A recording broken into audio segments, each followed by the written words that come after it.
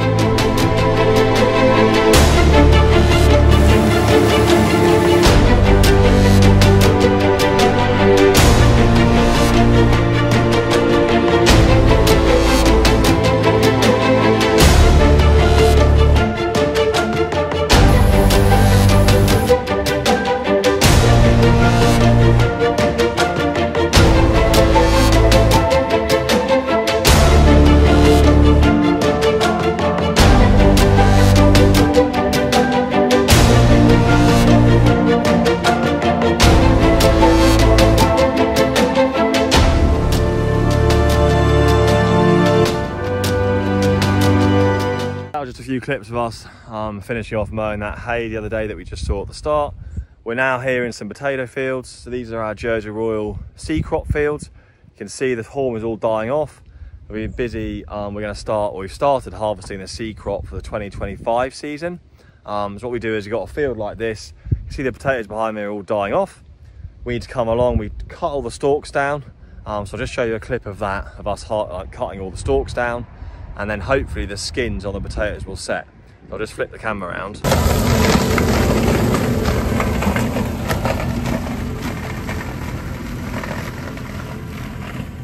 So what we're doing is cutting back the stalks. So you can see here, look, that's where he's just passed. They've died off quite well already. But what we're trying to do is cut the stalks, kill the potato completely. That then encourages the potatoes to skin set, and the skins then will set, which means we can store them.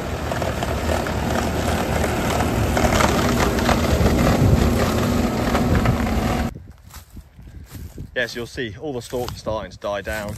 I've actually just pulled up one of these before, just makes it easier than doing it with one hand. You can see here, skins are still a little bit flaky. We want them to be as set, so set skin is when this skin doesn't rip off like that, because we don't want the skin to come off because we're storing these potatoes. These potatoes are going to be cut back, little clip you've just seen, or we'll see shortly, and then they'll be harvested in 3 weeks' time, stored in our sheds, in our boxes, up until October, November time, before they are then sized and sorted. Sized and sorted in November into the chitting trays. We encourage the little shoot, and then they'll be planted into the field in February or March 2025. So it's really important we wait for that skin to be set before we rush into harvesting them. But anyway, we should get most of the seed harvested during the next month of August, and then we might have a tiny bit of main crop and a couple of acres just for our local market left to harvest in September.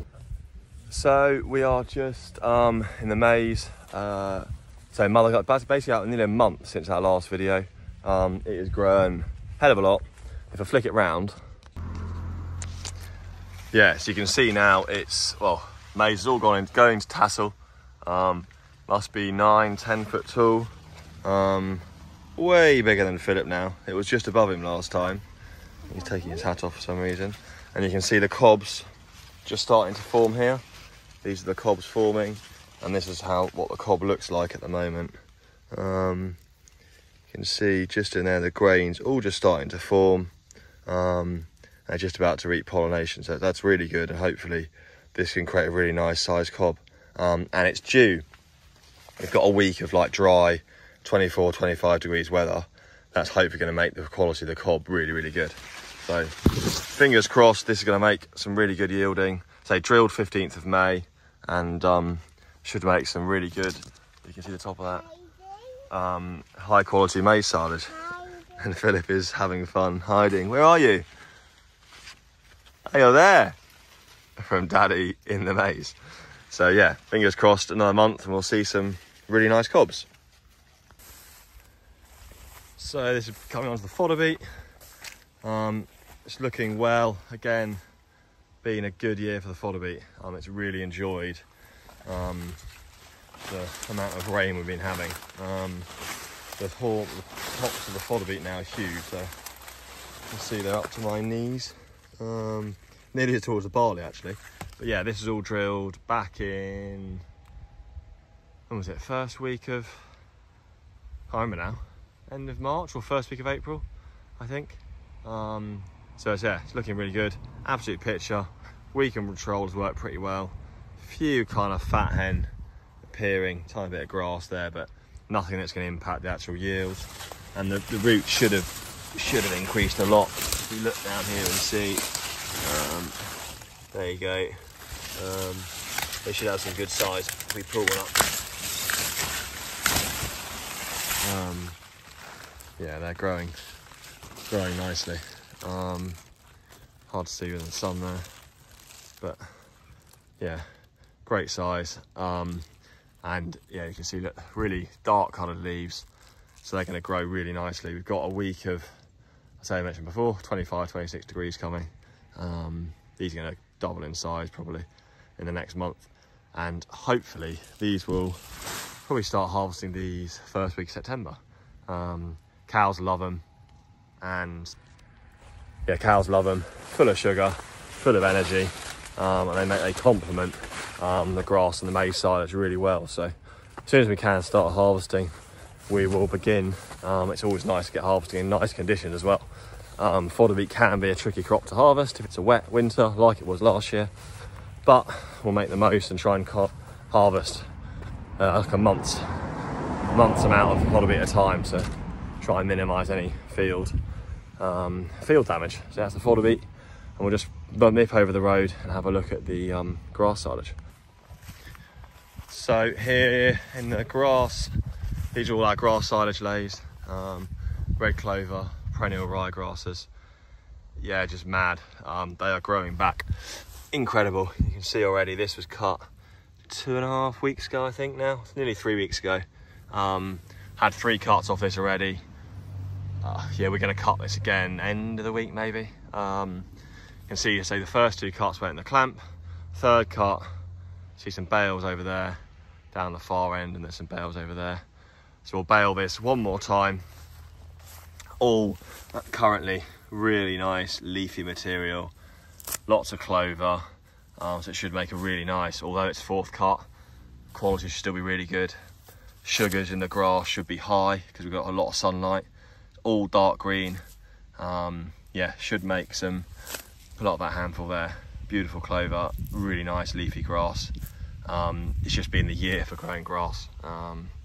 So yeah, hopefully get some more bales made, and that'll be us for the year then. We can just graze all the rest of the silage lays off.